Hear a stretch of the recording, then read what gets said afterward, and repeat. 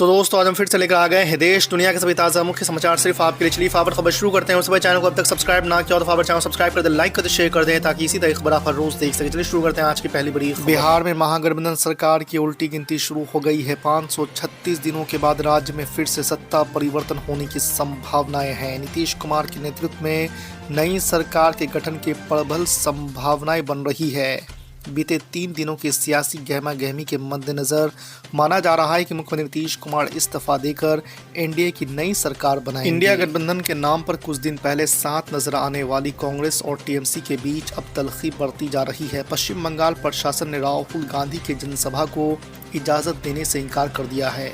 रविवार को राहुल गांधी की अगुवाई में चल रही भारत जोड़ो न्याय यात्रा के अंतर्गत सिलीगुड़ी में एक जनसभा होनी थी। हालांकि पुलिस से परमिशन न मिलने की वजह से इसे कैंसिल कर दिया गया है। सुहेलदेव भारतीय समाज पार्टी के अध्यक्ष ओम प्रकाश राजभर ने कहा है कि बिहार में राजद और जेडीयू के अलग होने के घटनाक्रमों में सपा प्रमुख अखिलेश यादव घबरा गए हैं। बेचैनी में ही उन्होंने कांग्रेस के नेताओं से पूछे बिना ही कांग्रेस को दी जाने वाली सीटों से संबंधित पोस्ट सोशल मीडिया पर कर दिया है। उन्होंने कहा है कि इंडिया गठबंधन का गेम अब ओवर हो चुका है। बिहार में मचे सियासी घमासान के बीच शिवसेना यूबीटी के राज्यसभा सांसद संजय राउत ने नीतीश कुमार पर निशाना साधा है। संजय राउत ने बिहार के मुख्यमंत्री को सबसे बड़ा पलटू राम बताया है। दरअसल ऐसे कयास लगाए जा रहे थे कि बिहार के मुख्यमंत्री और जनता दल यूनाइटेड के अध्यक्ष नीतीश कुमार एक बार फिर भाजपा के नेतृत्व वाले राजग में वापसी कर सकते हैं। इन संकेतों के बीच सत्तारूढ़ महागठबंधन में अनिश्चितता के बादल छाए हुए हैं। बिहार में मचे राजनीतिक घमासान के बीच कांग्रेस अध्यक्ष मल्लिकार्जुन खड़गे का बड़ा बयान सामने आया है। खड़गे ने शनिवार को कहा कि उनकी पार्टी बिहार राजनीतिक संकट के बीच इंडिया गठबंधन के मतभेदों को दूर करने की पूरी कोशिश कर रही है। आपको बता दें कि बेंगलुरु में पत्रकारों से बात करते हुए उन्होंने कहा है कि जनता दल यूनाइटेड के गठबंधन छोड़ने के बारे में कोई जानकारी नहीं है। खड़गे ने यह भी कहा है कि उन्होंने नीतीश कुमार को पत्र लिखा है और उनसे बात करने की कोशिश भी की है। विश्व हिंदू परिषद ने डिमांड रखी है। बीएचपी का कहना है कि भारतीय पुरातत्व सर्वेक्षण की रिपोर्ट में ज्ञानवापी के वहां पे मंदिर होने के साक्ष्य मिले हैं, इसलिए अब ज्ञानवापी मस्जिद को हिंदू समुदाय को सौंप देना चाहिए। बिहार के उप मुख्यमंत्री तेजस्वी यादव का बड़ा बयान सामने आया है। तेजस्वी यादव ने स्पष्ट मैसेज दिया है कि आरजेडी सरकार गिराने का कोई कदम नहीं उठाएगी।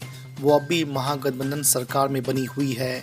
अगर नीतीश कुमार की पार्टी जेडीयू को ऐसा कदम उठाती है तो फिर पार्टी अपना काम शुरू करेगी। आरजेडी ने अभी तक हार नहीं मानी है। तेजस्वी यादव ने संकेत दिए हैं कि उनकी पार्टी आसानी से नीतीश कुमार को एनडीए में नहीं जाने देगी। दिल्ली के मुख्यमंत्री अरविंद केजरीवाल ने शनिवार को आरोप लगाया है कि दिल्ली की चुनी हुई सरकार गिराने के लिए भाजपा ऑपरेशन लोटस चला रही है। केजरीवाल ने सोशल साइट एक्स पर की गई पोस्ट में कहा है कि कथित घोटाले की आड़ में केवल मुझे ही गिरफ्तार नहीं किया जा रहा है, सरकार गिराने का षड्यंत्र भी रचा जा रहा है। मराठा समुदाय को अन्य पिछड़ा वर्ग कोटा के तहत आरक्षण देने की मांग करते हुए मराठा कार्यकर्ता मनोज जरांगे पाटिल के नेतृत्व में 1 मार्च आज मुंबई में प्रवेश करने के लिए तैयार है। मराठा कार्यकर्ता इस बात पर आ रहे हैं कि वो आरक्षण की अपनी मांग पर जोर देने के लिए आज़ाद मैदान में अनिश्चितकालीन भूख हड़ताल पर बैठेंगे। कांग्रेस पार्टी ने एक बार फिर से मतपत्रों के साथ चुनाव कराने की मांग की है। इंडियन ओवरसीज कांग्रेस के अध्यक्ष सेम पित्रोदा ने गुरुवार को कहा है कि लोकसभा चुनाव में मतपत्रों का इस्तेमाल किया जाना चाहिए।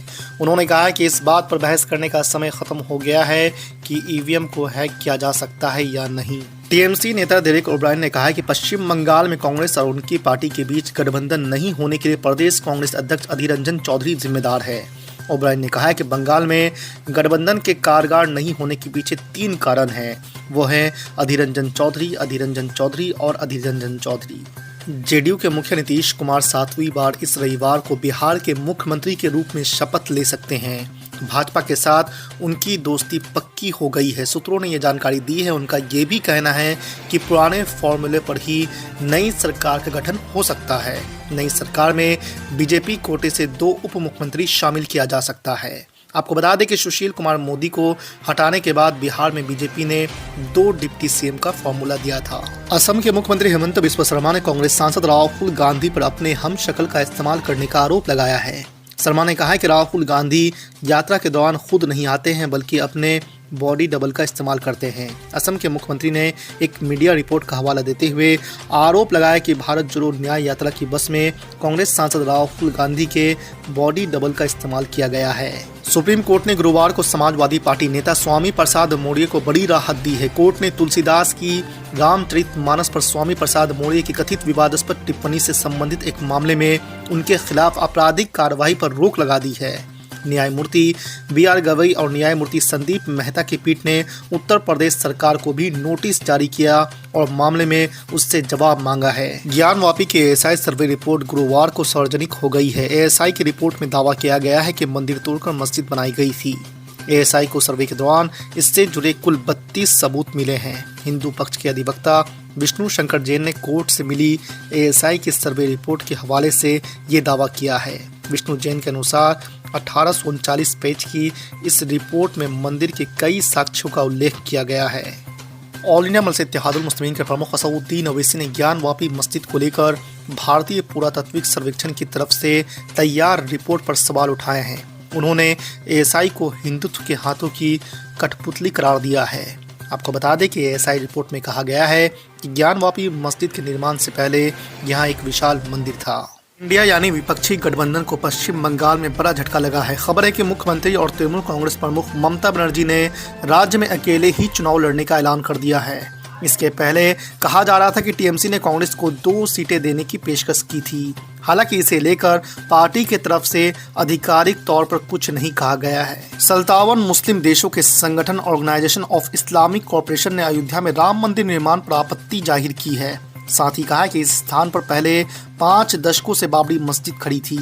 इससे पहले पाकिस्तान ने भी प्राण प्रतिष्ठा समारोह पर सवाल उठाए थे और कहा था कि ये भारत के लोकतंत्र पर धब्बे की तरह बनेगा। मालदीव के राष्ट्रपति मोहम्मद मोइज्जू भारत को अपने सैनिकों को वापस बुलाने के लिए कहने और अपने मंत्रियों द्वारा प्रधानमंत्री नरेंद्र मोदी के खिलाफ अपमानजनक टिप्पणियों पर अभी भी आलोचनाओं का सामना कर रहे हैं। उनके खिलाफ नाराजगी अब देश के अंदर भी परवान चढ़ने लगी है।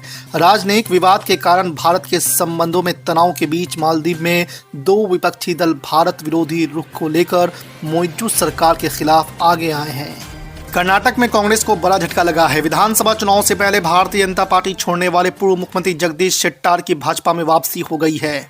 शेट्टार को कर्नाटक में दबदबे वाली लिंगायत समुदाय का बड़ा नेता माना जाता है।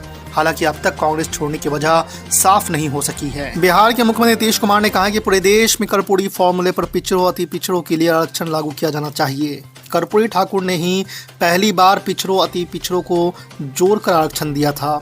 उन्होंने पहली बार वर्ष 1978 में पिछड़ा वर्ग के लिए 8% और अति पिछड़ा वर्ग के लिए 12% आरक्षण दिया। वाराणसी में काशी विश्वनाथ मंदिर से सटी ज्ञानवापी मस्जिद की 3 महीने तक चली ASI रिपोर्ट सार्वजनिक की जाएगी। वाराणसी जिला जज की अदालत ने बुधवार को इस बारे में आदेश देते हुए कहा कि रिपोर्ट की कॉपी हिंदू और मुस्लिम दोनों पक्षों को मिलेगी। ASI ने 18 दिसंबर को रिपोर्ट सीलबंद लिफाफे में कोर्ट में दाखिल की थी।